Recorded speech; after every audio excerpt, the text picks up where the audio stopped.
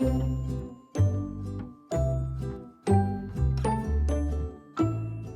week we're going to practice playing fetch. What you're going to need is your dog's favourite toy and a lead. Now the reason we're going to use a lead today is so that your dog doesn't practice running off with the item and not bringing it back, because this is the very opposite of what we want them to do. So when your dog becomes more reliable with bringing it back to your hand, you can start removing the lead and playing the same game. So the first part of the game is going to be a game of tuggy. So you're going to need a tuggy toy, not a ball. So you're going to need either one of these, or you're going to want a cuddly toy that the dog plays with, or else one of those rope toys. And what you're going to do is you're going to present it out to your dog, and you're going to give just the littlest game of tuggy. What I want you to do when you're doing that is move backwards. All your weight should be shifting backwards. Don't go over the top of the dog when you're playing it, because for most dogs that can be really intimidating and it can stop them wanting to play so much. So we're going to move a little bit backwards. We're going to play a little tiny game, and then we're going to release the toy for the dog to move away with. As soon as the dog moves away, we're going to play a little game of chase me, and we're going to move backwards. So instead of doing what a lot of people do quite naturally, which is the dog gets the toy and you move towards them to try and grab it, we're actually going to invite them with our hands and move backwards. This should persuade the dog to move the toy towards you, because actually the game is no fun without you. When the dog does start making steps towards you and makes contact with that toy on your hand, you're going to mark it. Yes, you're going to play again, and then you're going to keep doing it. It's going to be like a little circuit. So let's give that a whiz. So lead on.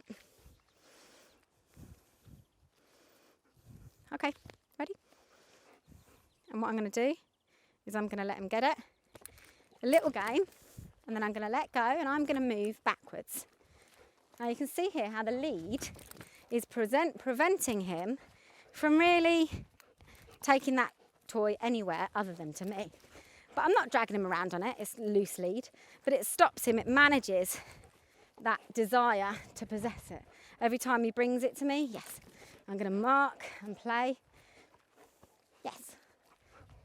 Oh, good boy. Yes.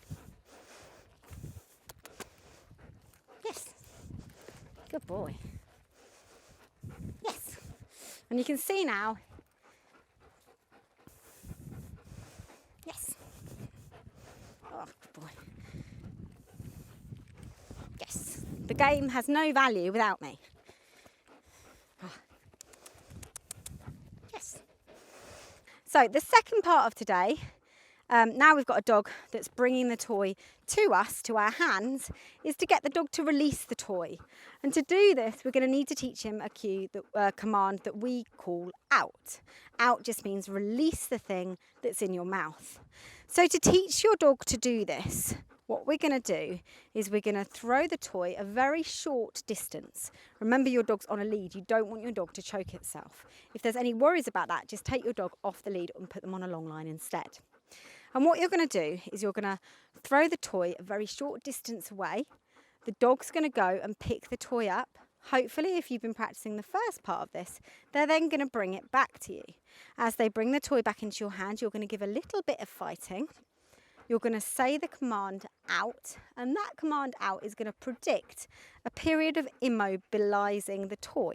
So out is going to predict the toy going really still and the dog not being able to really play with it. As soon as they release their mouth from that, you're going to mark it yes, and you're going to throw the toy again. And that's going to be your little sequence. As the dog gets better and better, you can start to take the lead off and start to chuck it further, and hey presto, you've got the best fetch game going. But let's give that a little go. So throw it, not very far.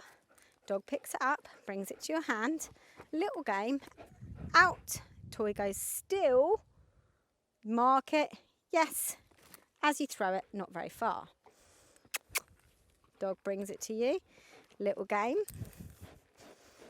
Immobilize. He's too good at this.